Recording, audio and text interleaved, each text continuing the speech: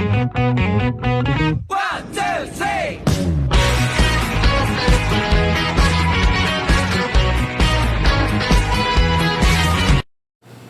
Mayong adlaw mga kajumer, no, salamat sa Ginoo. So karon ako ipakita mga kajumer ang kaning gitawag P1 error sa ato ang Dixel controller. So kung unsa pag-solve ani, so tanaw na to mga kajumer, no. So ako yon ang main breaker, and then dili sa nato yon ato ang load side. So iyaha lang control side atong iyon mga kajumer.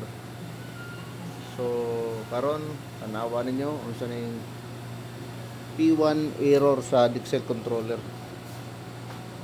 So P1, so nakita na to P1 gyud, no. So ato yon balik. So P1 Japon mga kajumer. So ang hinungdan sa P1, no, ang iyang sensor na mga kajumer. So ako gitanggal yung sensor. So amo na na-trace mga kajumer, no. Okay, ganiha silag P1, so among gitrace. So karon ato ing on.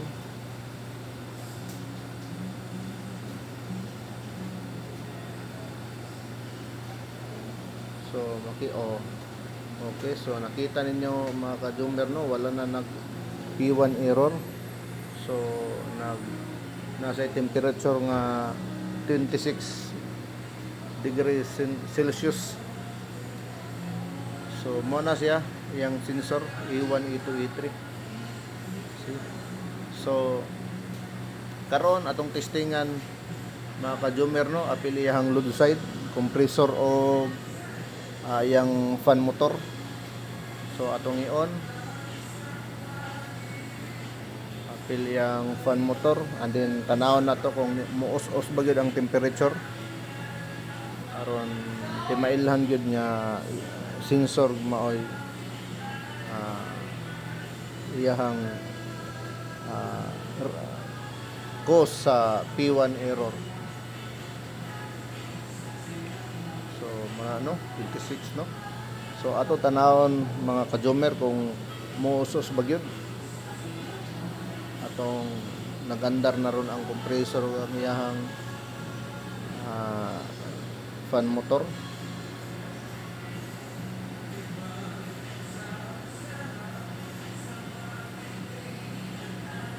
So tanawa ninyo mga kajumer, no, and then ato ginataod-taoran gyud aron makita gyud ang difference sa iyahang temperature.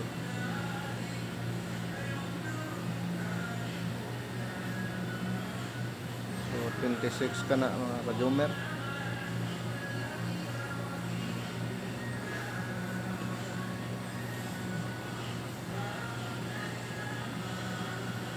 So wala pa gyud siya kausos, no. Okay, so atong gikat mga kajumer, so nikabat siya o 19. So niusos siya mga kajumer. So atong tanawon diri sa sulod, nag-andar na mga kajumer, no. Ito na siya. So daghang salamat, no, sa pag suporta ninyo sa mga video. Thank you.